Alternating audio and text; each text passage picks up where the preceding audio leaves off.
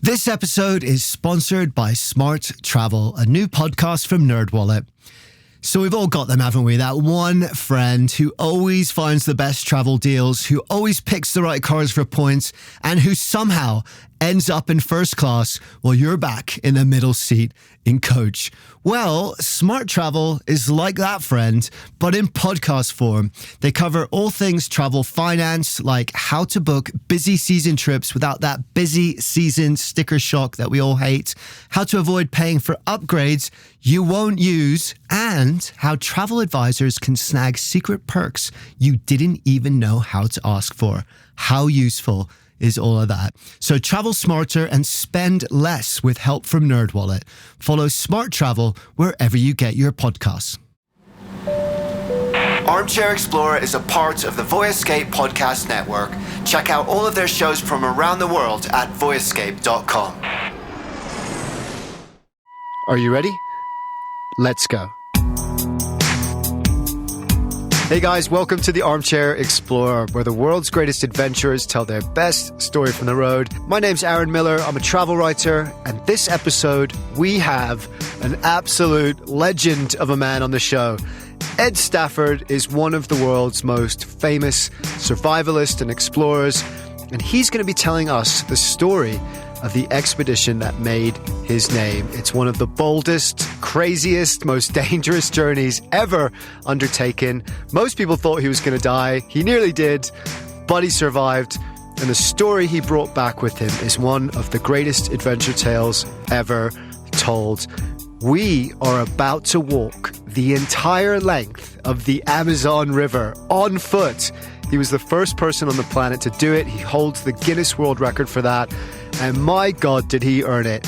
Get ready for angry machete-wielding indigenous Indians, narco-drug traffickers, floods, bugs, and 4,345 miles of the toughest terrain on the planet. Ed Stafford is a star of numerous Discovery Channel TV series. He's been Naked in Maroon. He's been Left for Dead in just about every inhospitable place on Earth. And his new show, which I think is my favorite, is called First Man Out, which is kicking off in the UK its second series on Discovery Channel on September 24th at 9 p.m. if you're listening in real time. And if you're listening in the future, do we have hover cars yet? Well, I know what you do have. We have Ed Stafford's new series, so go check that out.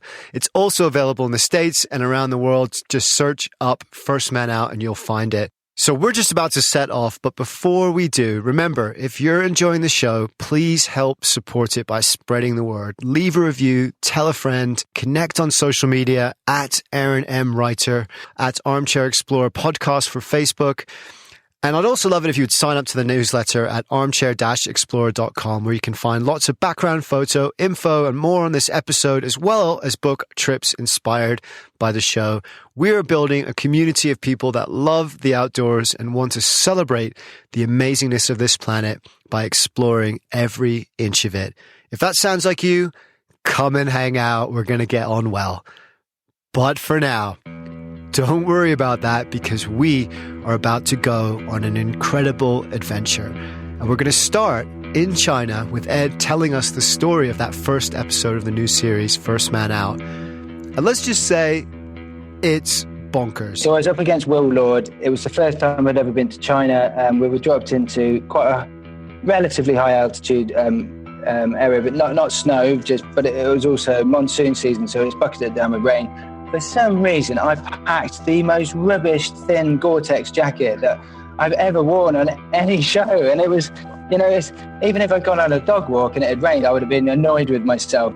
Here's a man who's led expeditions all around the world, walked the length of the Amazon River, been marooned on desert islands, and made to escape from places that would literally kill most of us. And yet, when it comes down to it, he's only gone and brought the wrong jacket.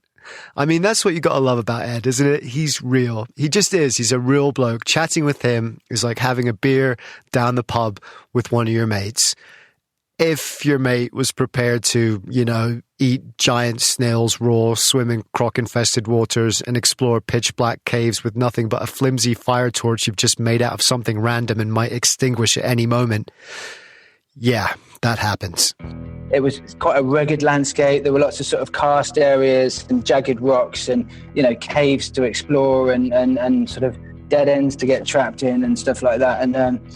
And sort of played to the sort of character difference between me and Will, because I would never be able to match him in terms of the skill set that he's got. But it was a privilege to go up against him. It was ridiculous conditions. It was hard.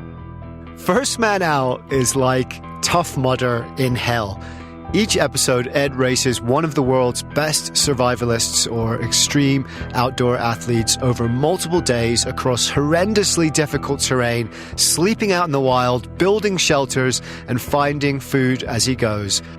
But Will Lord is actually amazing in this. He deserves his own series, I reckon. He calls himself Will, Lord of the Stone Age, and he's basically like a modern-day caveman. Well, actually, forget the modern day. He's basically a caveman. And that's what makes this series really interesting. It pits different skill sets, different types of survival experts against Ed in the most horrific, grueling race you can imagine. In this episode, it's like Stone Age bushcraft versus Ed's flimsy Gore-Tex jacket through a maze of impenetrable jungle, mountains and sinkholes in the middle of the monsoon with only food and water you source along the way for 5 days without shelter except what you can build. Needless to say, it's great TV. But this is where Ed is now, and what we're going to do is go back 12 years to 2008 and where it all began, because all the different things that he's done, and he's been a huge success, of course. The TV series, the documentaries, the bestsellers, they all came off the back of one crazy idea. Maybe the maddest, most audacious adventure that's ever been dreamed up. To be the first person in history to walk the entire length of the Amazon River. And what we'll learn through his story is that what it took to succeed is far more than physical endurance. It took a complete shift in the way Ed thought about himself and the world around him. Because this isn't just a story about surviving in one of the world's most inhospitable environments.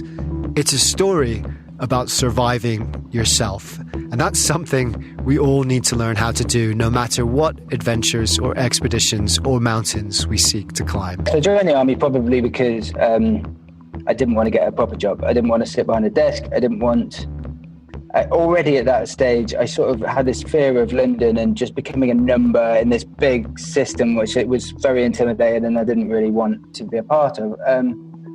I didn't like the army as much as I thought I would. So I left, if I'm honest, and I came out of that. I didn't really know who I was yet at this time. I was in my mid-20s. I hadn't really come into myself. I thought, because a lot of other officers leave the army and become stockbrokers or estate agents, that was a route, but I was a bit lost. And it was only because I couldn't get one of those jobs that I consulted this list of jobs that were being offered to people leaving the army, and one of them was expedition leader in Belize, and it was to lead a jungle expedition for gap year students to do conservation work. And I thought, brilliant, I'll do that for 3 months, and it's a bit of fun, and I've never looked back, really. It's just changed my life. It did change his life. Isn't that kind of great example, by the way, of just taking a risk, following your guts and your passion and doing something that you love instead of something that you should? He writes, I was paid a pittance, but I fell in love with the adventure, the people, and the lifestyle. Dreams of a Porsche 911 and fancy wine bars full of Essex girls slipped away. Which was lucky, because after a number of years of leading expeditions in Belize, Ed had his crazy idea. So it's safe to say that what he was about to enter was as far away from Essex wine bars as you could possibly get. But his reasons for doing it are different than what you might expect. I was in my early 30s, but I might as well have been in my 20s. I was quite a sort of angry young man who wanted to sort of beat his chest and prove to the world how tough he was. And I was still quite immature when I started it and when I was planning for it. And I think there was a lot of ego involved in wanting to be the first. I was adopted, and therefore I had this insecurity. I wasn't capable enough, and I think I needed to prove on a very, very global stage that I was tough and that I could do stuff like that. I think it was the best thing I've ever done in my life. it knocked a lot of the arrogance out of me. It humbled me time and time again. And I think it made me a much better version of myself initially, although it also highlighted to me that I wasn't as psychologically sound as I thought I was. You know, I found it difficult. I wasn't emotionally stable. Okay, so this is interesting, and I absolutely love Ed's honesty and transparency. It's really inspiring and I think helpful for all of us to hear, so I really thank him for that. It started for egotistical reasons, he says, to be the first, to prove something to the world. But in the end, what really mattered was how it humbled him, how it changed him, how it enabled him to get past all that and find a deeper and truer and more authentic version of himself. Adventure is the crucible, he says, in which you find yourself. Adventure is the crucible in which you find yourself. And what Ed found walking the Amazon wasn't all good, but it enabled him to see it for the first time, to really see those sides of himself, which are so often invisible to us. And in doing that, he was able to move past them and grow. And that's what this story is really about. Well, that and angry machete-wielding indigenous Indians, narco-drug traffickers, floods, bugs, and 4,000 miles of the toughest jungle terrain on the planet. But that's to come. For now, he roped in a buddy of his, a fellow expedition leader called Luke, found some people crazy enough to back them, and set off. They were going to walk the Amazon. But first, they had to reach its source, 18,000 feet up in the Peruvian Andes, on the summit of a mountain called Nevada Mismi. Nevada Mismi is 5,600 meters tall, so starting to get up into the realms of altitude sickness and stuff like that.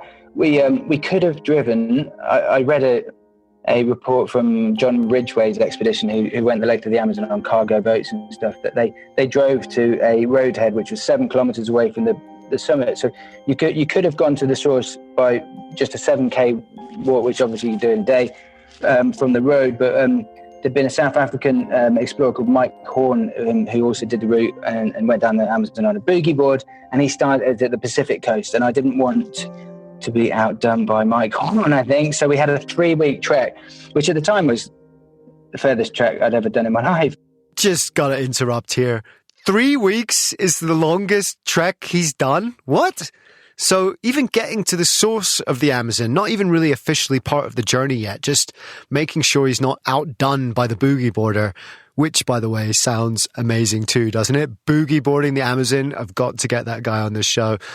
But just that 3 weeks getting to the start was the longest ever trek he'd done.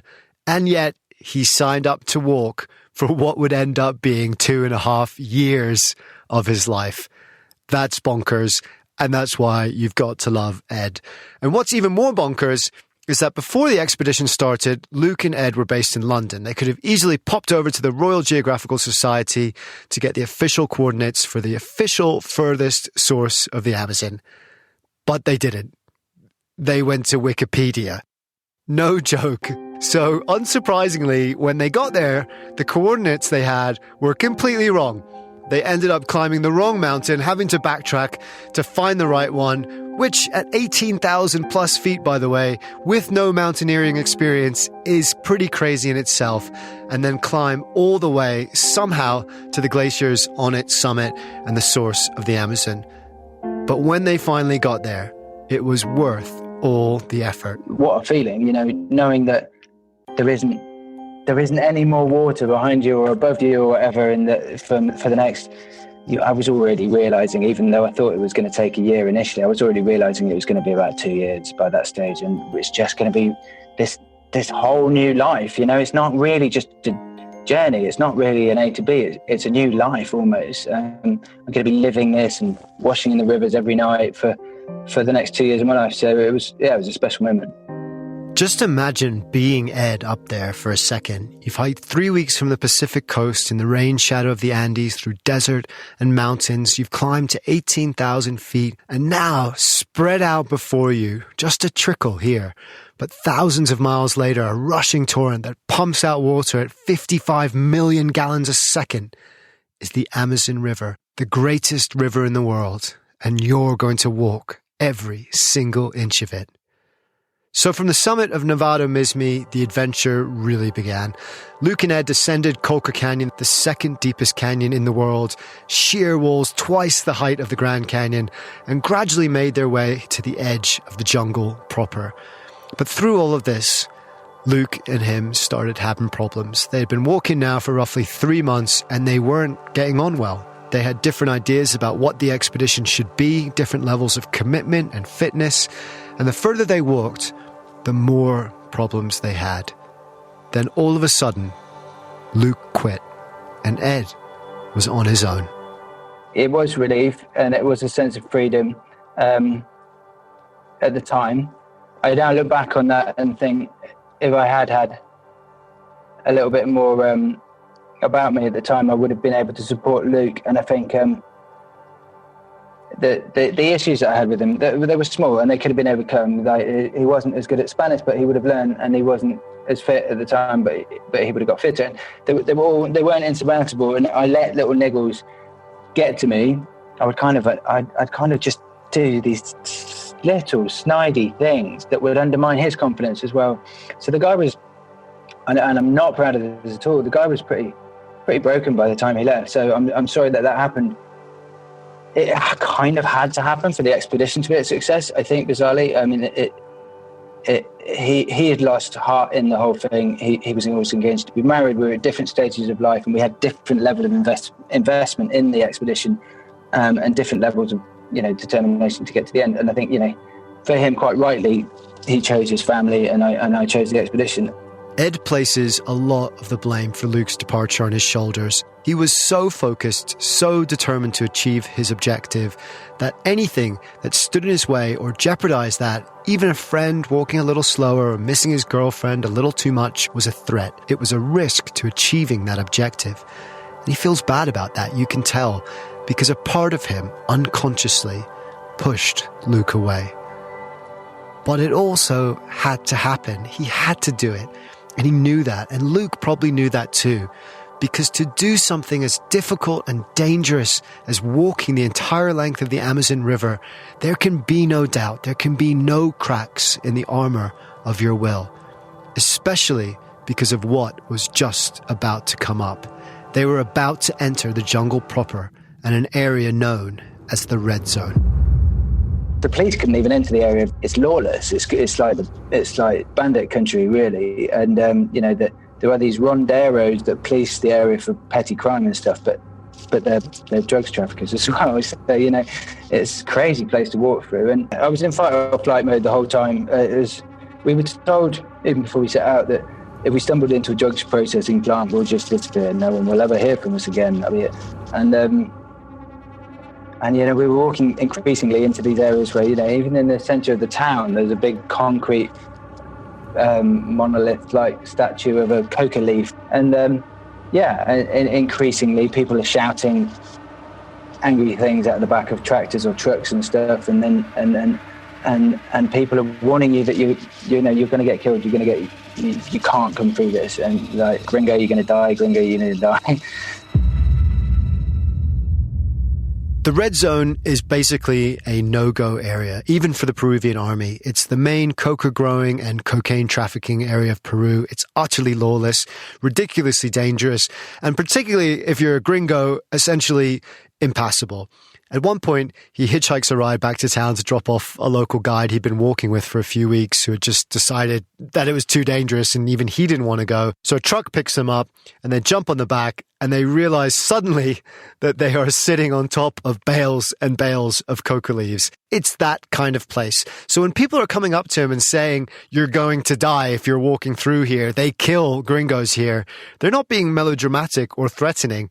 They're being helpful. He writes in his diary, I do now think it is possible I will die on this trip. I feel like I'm about to go over the top, that my life is in the hands of fate. But believe it or not, the narcos were the least of his worries. There were two things going on at the same time, because the indigenous tribes around there have also been badly treated, and therefore they live in a state of constant defensive alertness as well against outsiders and people pushing them off their land and stuff, again, quite rightly. but I was having concrete thrown over me at one village by an indigenous tribe, and plant dye smeared all over my face. It was meant to be a big insult, or water thrown all over me, and it got me down. And there were definitely pages in my journal that I wrote that I wrote the book from that were just streamed in tears. The Ashanicas are the name of the indigenous communities that Ed would have to pass through in this section of the Amazon. They're one of the largest indigenous tribes of the Amazon. And just to explain, there are villages and small communities dotted intermittently along the entire length of the river. So particularly in Peru, he wasn't walking through no man's land, as it were, the entire time. He was necessarily having to pass through tribal territories. He couldn't avoid it. And many of those tribes, although they were contacted, still lived very, very traditional lives, subsistence hunting, wearing beads and red face paint, carrying bows and arrows with them.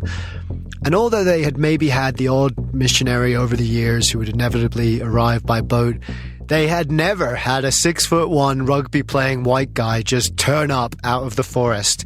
For many, it was the first white person they had ever seen, and it freaked them out.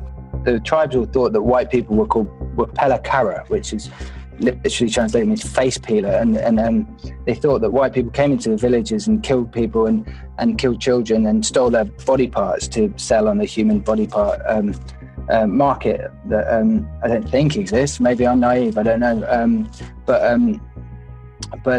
women would shriek, grab their children, run inside their house, and be terrified of me when I was coming through. And again, it all just eats away. After a hard day trekking through the jungle, you haven't got that much energy to deal with with people being really scared of you, because then you're this big 6'1", like weird looking white person who's really pale and pasty coming out of the jungle, shattered. And then I hadn't got the energy to prove that I wasn't a bad person. It did eat away at him, and you can imagine, right? Walk all day through mosquito-infested jungle, arrive exhausted at a village, and people start screaming and spitting at you and shaming you by throwing water in your face and smearing mud into your mouth. And if you react, you're dead. So it was hard, and the tears flowed heavier and watered those pages of his journal. It went on for weeks, and his bad moods and his exhaustion became full-blown depression. He was on his own, in a place where everyone hated him, doing something that could kill him at any moment, and he had nothing but his own thoughts for company. And his thoughts, because of that, as all our thoughts are liable to do when we're left alone with them for long enough, started to drive him mad. Then, at one particular Ashanica village, right in the middle of nowhere, he caught the eye of someone covered in face paint and beads like everyone else, but a bit taller. And then she stood up and in a perfectly posh English accent said, "Hello, my name's Emily."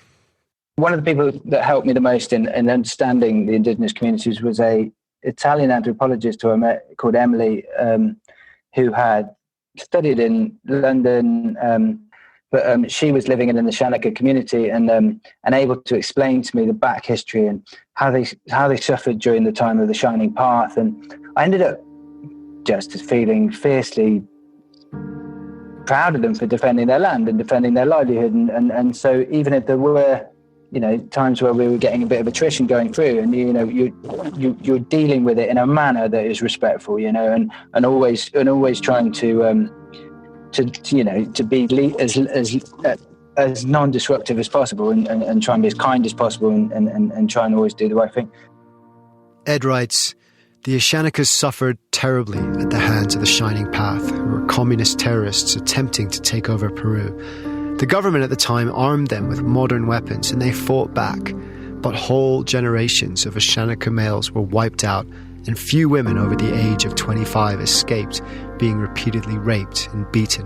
Then, as elsewhere in the Amazon, a new threat, petroleum companies and mining companies that wanted to come and extract oil from under their feet. And then coca invasions, colonial Peruvians taking over indigenous lands by force or trickery, illegal logging, deforestation. It was no surprise that the Ashanicas looked upon every outsider as a threat. I don't have much faith in the Peruvian government and how they look after their indigenous communities. Unfortunately, the amount of dam projects and the selling of the mineral rights below their lands and stuff has been horrific over the years.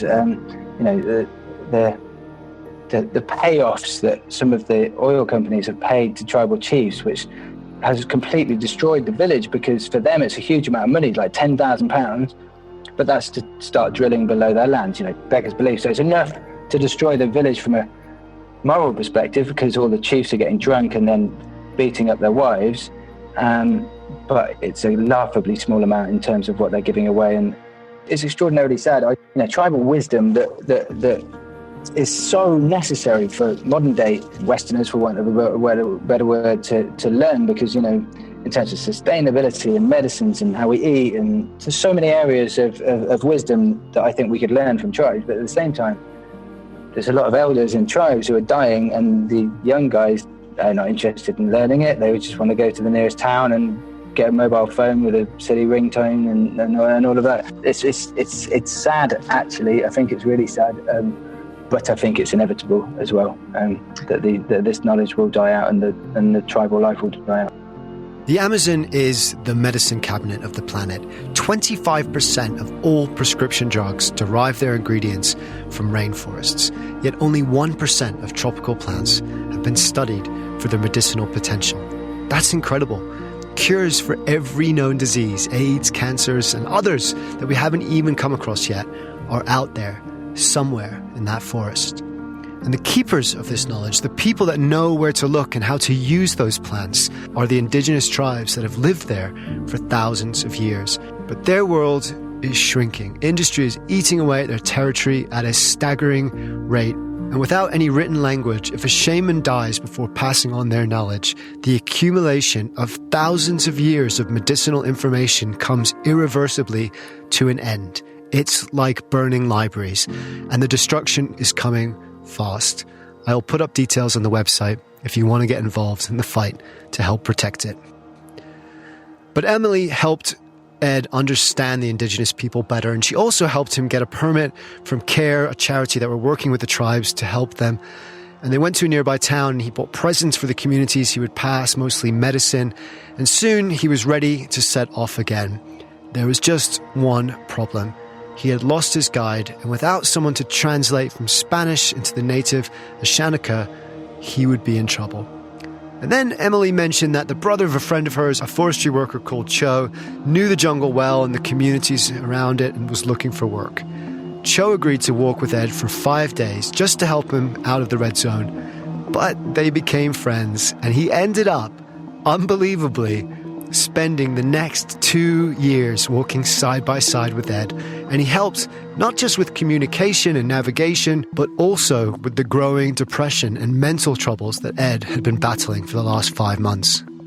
Almost above the assistance in the actual walking through the jungle was just his ability to be sociable. And so that when we would go into a village, he would get people laughing in seconds and play with the kids and win people over. And I think that was actually one of the most valuable assets that he had.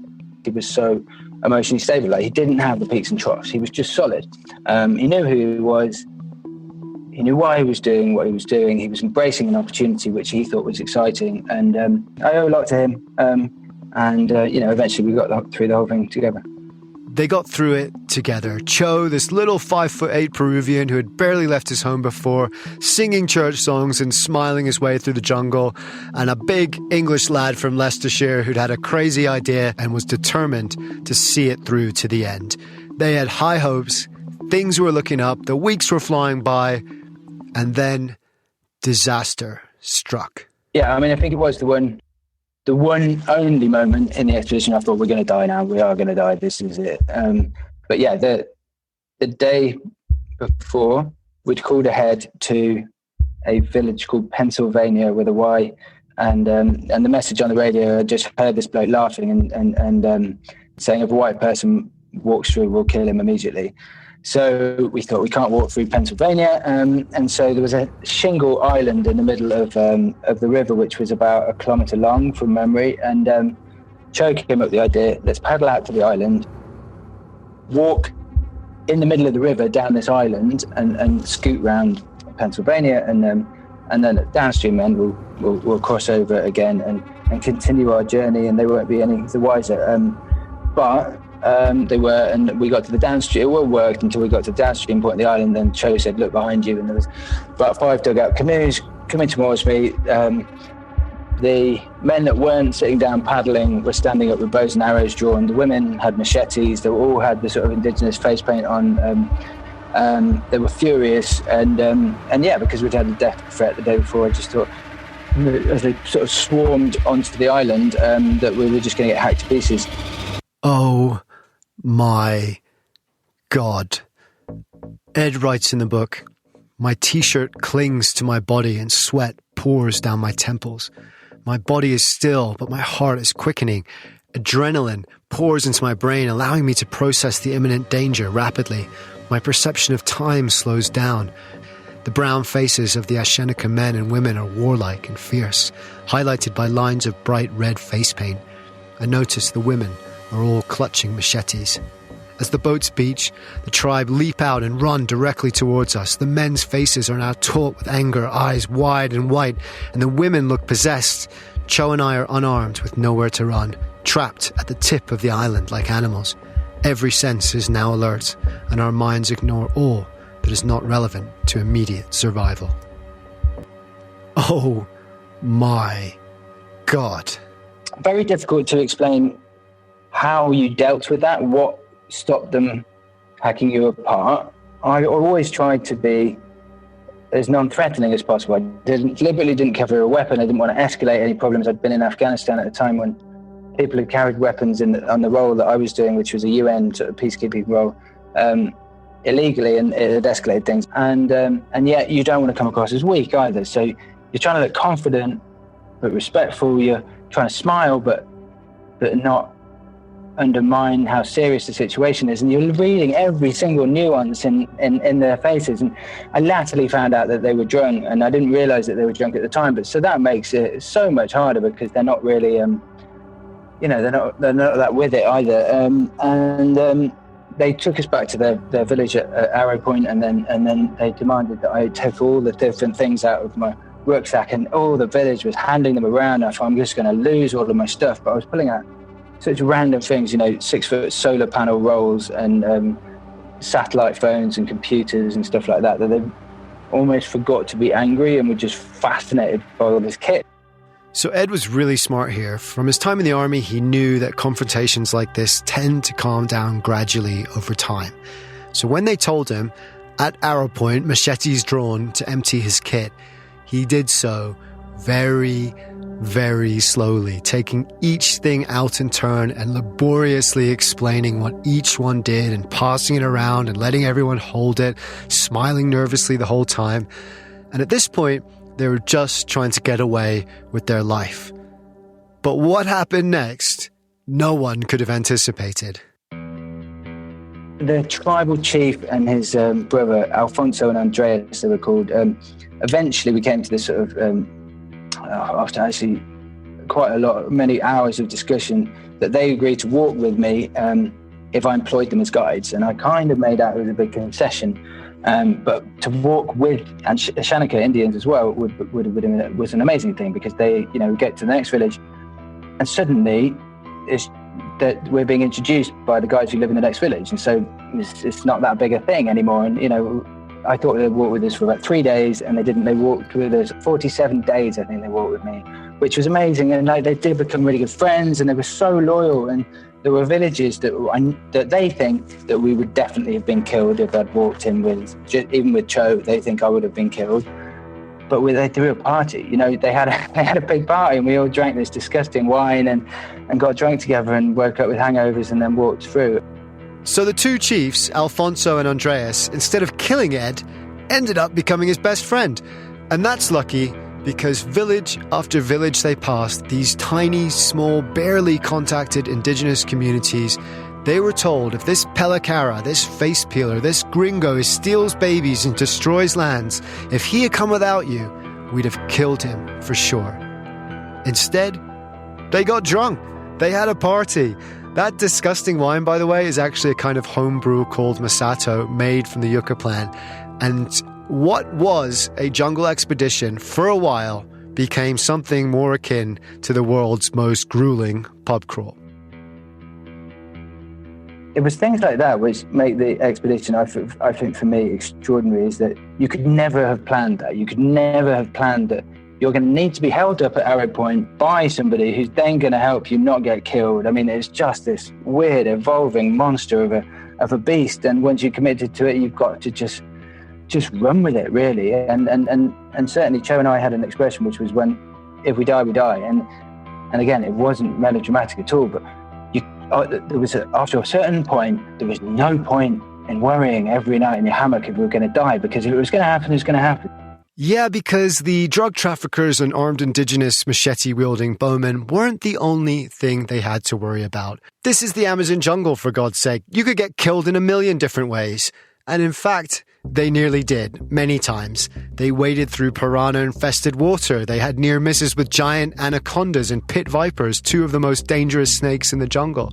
When they would cross rivers on foot, they would actually sing out loud to put off the black caiman that were surely swimming alongside them. I don't know if that officially works, but it gave them some confidence. And the river itself was a risk too.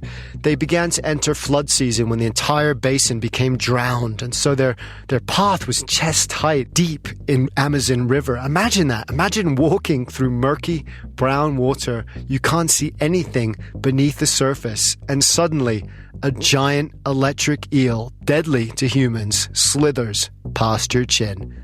Yeah, that happened too. But nothing was worse than the mosquitoes. My original walking partner, Luke, he left and probably accidentally took all the mosquito repellent with him. And so for 3 months we walked without any repellent at all. All day long I would be hit there, hit there, hit there, hit there, hit there, and then just repeat it because there was like 20 on my face at any one time. It was disgusting. It was really disgusting. And like, you look at your hand, there's 5, and then you wipe them off, and there's just blood streaks all over your hand. In terms of the day, Joe and I would take it in turns to walk up front. We thought we're going to walk 50 minutes in every hour. We'll have 10-minute breaks, and of the 50 minutes we're walking, we'll both do 25 minutes up front. And what became really important to us is that the person behind didn't challenge the person in front, and that helped on 2 fronts. One, it doesn't matter which way around the fucking tree you go. You're walking for 2 years of your life. You can go any way around. So the micro-navigation decisions just didn't matter. So there's no point in challenging the person up front.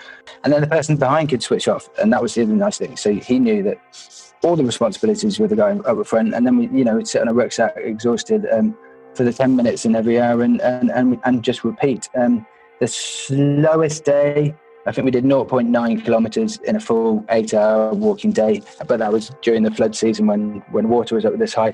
Literally having to chop through, imagine the thickest bramble bush that you've seen underwater, and you're chopping through it with a machete underwater, and it's kind of unwalkable, you know.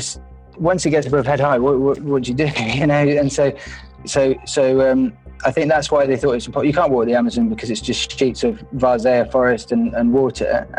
But you can obviously plan a route that as much as possible goes on hard ground. And no, we did sometimes. If it went above head height and there's literally nothing around us, then we'd kneel at the front of our little inflatable boats and chop like that until we hit hard ground again. I don't know, it's farcical really, quite frankly. I became animalistic after some point. I remember just like having one question that I would ask myself each day. It's like, have you moved forward? And if the answer was yes, nothing else mattered. Enjoyment did not matter. And I know I'm being melodramatic about that, and it didn't matter. And as long as I moved forward. And I had a little bit of enjoyment each day when you'd wash, you know, that nice feeling of getting that grime off you. And that made me happy, and eating made me happy. But yeah, it was quite grueling. Quite grueling is like saying the Sahara is quite dry or the universe is quite big.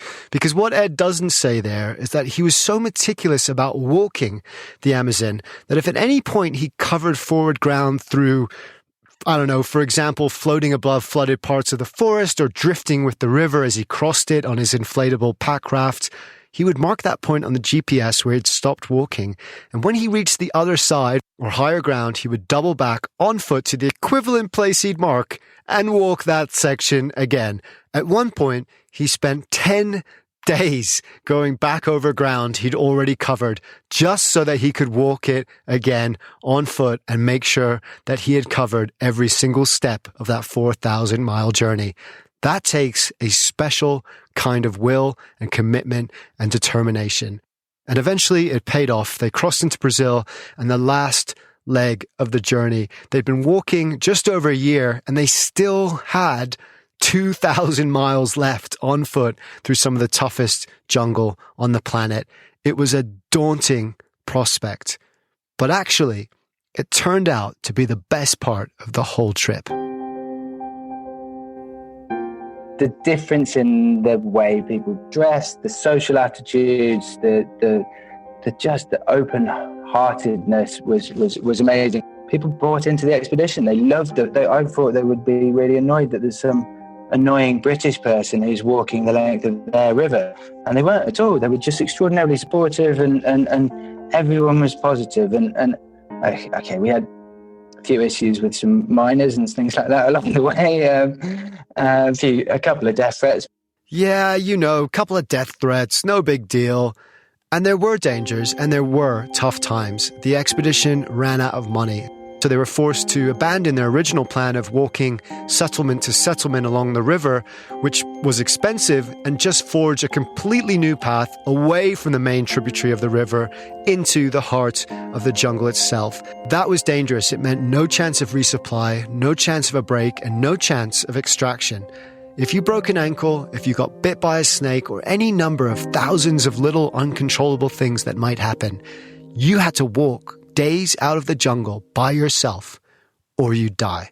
So it was serious, but it was also amazing.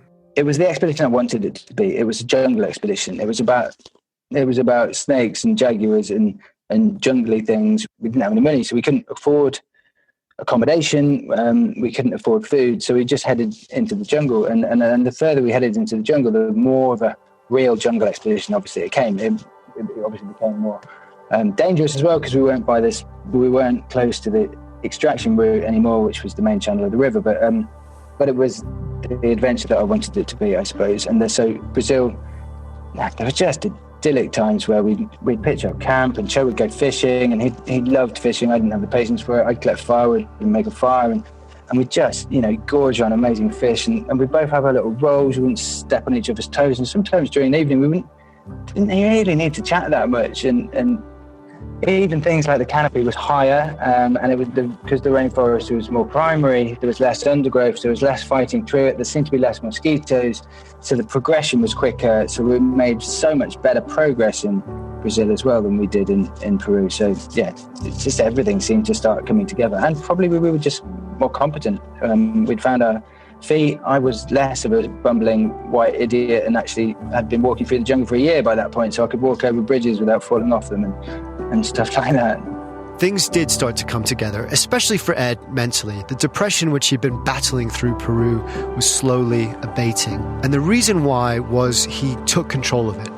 The jungle had humbled him, and that process of being humbled was hard.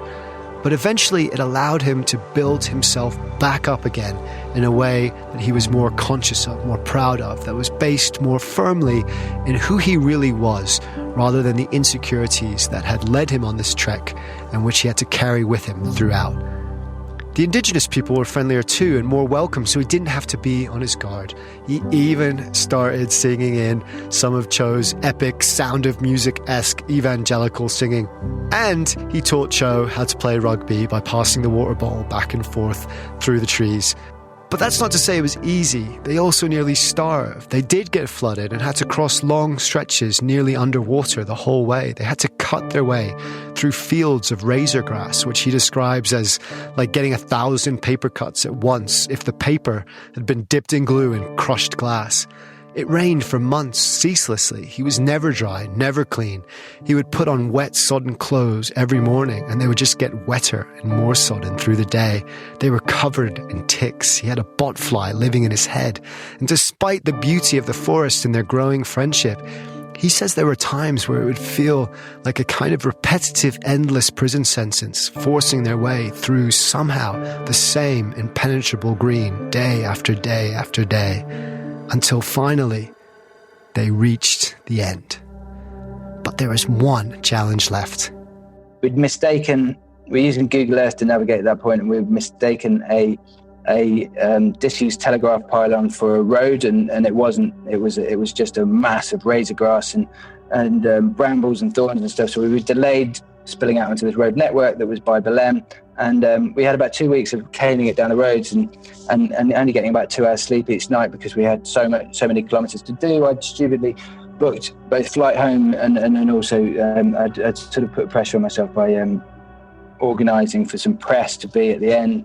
And I think about 21 hours before we were due to get to the beach, I sort of said to Cho, I'm utterly exhausted, I need to have a rest. And Cho, being a little bit politically non-correct, accused me of being gay. I'm just going to ignore the politically incorrectness of Cho's statement because, I'm sure he didn't mean it like that. And I'm just going to go with the sentiment behind it because, to be honest, you've just walked the Amazon River. Whatever you are, you're not a wimp. But it was those final miles, 50 miles in a single last push, a single day to be exact, that nearly broke him. He passed out on the street. Literally, he passed out on the last day. His body couldn't go on. But Cho picked him up, and after resting a few hours, they stood up again in the middle of the night and started walking somehow. And as the sun rose, as that dawn broke on that last day, he knew they were close to the end. They had reached the Atlantic Ocean. We could smell the salt in the air, when you're by the seaside, and then we could hear the sounds of the waves crashing. And then when we rounded the corner, we just saw the Atlantic Ocean stretched out in front of us, and just instinctively grinned at each other and shrugged off our rucksacks and ran down the beach. And for some reason, we started holding hands as we ran into the sea as well. So it's like, well, one day the world's media is looking at you, and you're holding hands with your new Peruvian friend, skipping into the ocean. So it was a good day. They dropped their bags on the beach and ran into the ocean, hand in hand, totally unconsciously. They just kind of grab each other's hands like a couple of little kids on the way in.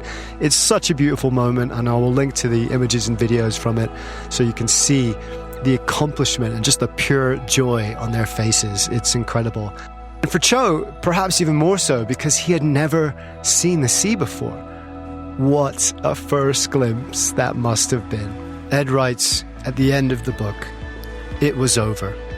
9 million odd steps, over 200,000 mosquito and ant bites each, over 8,000 kilometers walked, over 860 days, 733 of them with Cho, about 600 wasp stings, a dozen scorpion stings, 10 HD video cameras, 6 pairs of boots, 3 GPSs, and 1 Guinness World Record.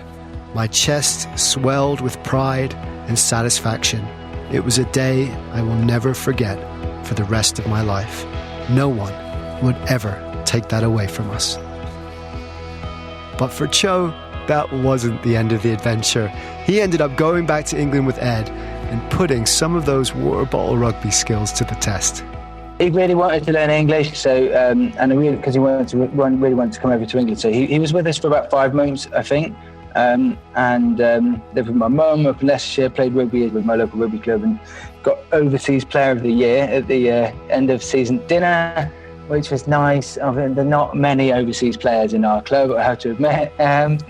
But he loved it. And when he left, he said, I've got more friends in Leicestershire than I have got in Peru, which was sweet. Everyone looked after him. He lived at my mum's, but the rugby club would take it in turns to drive to my mum, pick him up, and then drive him back at the end of the night, probably being sick and all sorts of stuff. But they looked after him. I love that. He won Overseas Player of the Year. And the fact that he was the only overseas player that year, or probably any year, doesn't matter one bit. He earned that. And just like Ed, he's gone on to do some awesome things, helping to guide other Amazonian expeditions and offering guided trips for travelers too. So I will link to his website as well in case you're interested. And for Ed, well, that trip changed his life. The world suddenly knew his name. A documentary was produced by Discovery about the trip. He filmed the entire thing. The book was a bestseller, and I'd highly recommend it. You can find the link on the website. And then he just kind of carried on with the crazy things. He spent 60 days marooned on an island. He got left for dead in all sorts of crazy places. And eventually he ended up in China in a flimsy Gore-Tex jacket, racing a caveman through the monsoon. The series is called Ed Stafford, First Man Out. It launches September 24th, 2020. And please do check that out. I think it's great. But more than that, I think he's great. Because for someone who did maybe the most macho thing I've ever heard of, there is not a macho show-off bone in his body. He began the adventure, in his own words, as an insecure, volatile young man. But it's sparked in him an internal journey that's maybe just as important and interesting as the one that he had to walk. Adventure for Ed isn't just about learning to survive the world out there. It's about learning to survive the world in here. Adventure is the crucible in which you find yourself. I needed to fall apart. I needed for my current sort of system of managing my life to just break down in order to build it up again. And I've gone through my whole life developed a sort of reflected sense of self. I think that's what it's called. Because I'm adopted, because my whole character was based on, trying to, having been rejected, I suppose, by my natural parents, I suppose as an infant, I tried to please people around me in order to be loved. So you end up doing things for other people so that they, I don't know, you walk into a room, you tell a joke, they laugh, and you go, brilliant, I'm funny. Or you walk the length of the Amazon and they say, you're super tough, and you go, oh, cool, I'm super tough. And it's nonsense, isn't it? It's utterly ridiculous. It is nonsense, but it's something we're all caught up in. Our sense of who we are comes from, all too often, what we think other people think of us. Not even what other people actually think of us, just what we think they think of us, which is an important distinction because it shows that it's totally and utterly in our control. For Ed, it took walking the Amazon and also later adventures whilst being marooned on the island alone for that system to break apart and collapse. And in doing that, in collapsing, it became visible to him. He was able to see it and build it up again, consciously, in a way that he chose, in a way that was positive for himself and others in the world around him. He says he walked the Amazon to prove something to the world, to prove that he was tough because he thought he needed that validation for it to be true. But what he realized in doing it was that that validation doesn't have to come from outside. In fact, it can't for it to be really true and really strong. It has to come from the inside. You have to build it and create it and manifest it in yourself. And for Ed, the catalyst, the crucible, the vessel, the place in which that recreation, that breaking down and building up again is able to happen most fluidly and effectively is adventure. You've got so many factors playing. You've got more perspective because you're away from home, so you can kind of look at your whole life. You've got more time. If you're on your own, clearly you've got more time to reflect and more ability to become self-aware. There's so many different things going on, and yet I think it's I owe the fact that I am a dad and a husband to going on these adventures. I think I can't see that if I'd stayed in my local town doing a normal job, that I would have been able to have all of the experiences that have enabled me to learn and change and adapt in the same manner. I think I wouldn't have been able to open my mind in the same manner, and therefore I'm extremely grateful to the whole thing. It's not about the adventure itself for me. That's a crucible in which you can get to know yourself so that you can contribute more to life and to other people. And so I do feel like I'm not the volatile man that began that big expedition, and that I'm a more mature version. And maybe that would have just happened in time, but I think it's been massively helped by adventures. Yeah. And that change that happened in himself also happened to his sense of the Amazon. Before it had been fearful, he says. Before it had been something to conquer. Now it's home. And it is a home for all of us. The Amazon rainforest is the largest tropical rainforest on Earth. It is the home of 400 billion trees. 400 billion! More trees than stars in the Milky Way. 20% of the world's oxygen is produced by this forest. 1/5 of the world's fresh water is stored in its basin. The Amazon rainforest is more than a precious ecosystem. It is the lungs and the life force of the planet itself. The Amazon is as essential to our survival as the air we breathe. It is the air we breathe. But to see it firsthand, to walk the length of this incredible river as Ed did, is to see it in a way that almost no one else has or ever will. It's to know its size, but also its interconnectedness. To realize in an instant how fantastically bizarre and precious and teeming with amazement this world really is, and how we're a part of it. Thank you, Ed. Thank you for taking us on this amazing journey. You know about the new series First Man Out, but I also want to let you know that Ed has just launched a new Bushcraft Academy. It's totally online. You can do it anywhere in the world. It's really affordable, and it will enhance your adventures and your explorations wherever they may be. The website is bushcraft.academy, and please do check that out. So thank you. Thank you for listening. Thank you for being a part of this community. And remember, the more you look for wonder in the world, the more the wonder of the world becomes a part of who you are. Dare to be truly alive. Travel doesn't always go to plan, and that's where the best stories live. Welcome to the Winging It Travel podcast, where you don't just hear about travel, you feel it. I'm James Hammond, and I'm podcasting my own journeys from the road, sharing immersive soundscape episodes that drop you right into the moment, from busy streets to remote mountains. Along the way, I sit down with local people and fellow travelers to tell honest stories about life, culture, and chase an adventure beyond the routine. No filters, no fake perfection, just stories to tell, tips to share, and experiences to inspire. Search Winging It Travel Podcast on any podcast app, and let's wing it. Hi, I'm Mike Siegel, and man, oh man, do I love talking about travel. You think I'd get enough of it touring the world as a stand-up comedian, or just going off on my own personal adventures around the world? No, when I get home, I still have to talk about it. That's how much I love travel. So every week I sit down with a friend, a travel expert, influencer, expat, or anyone from any walk of life who shares my passion for travel. So if you want to hear a fun, casual, off-the-cuff chat about travel from people who love it, listen to the Travel Tales podcast with me, Mike Siegel, wherever you get your podcasts.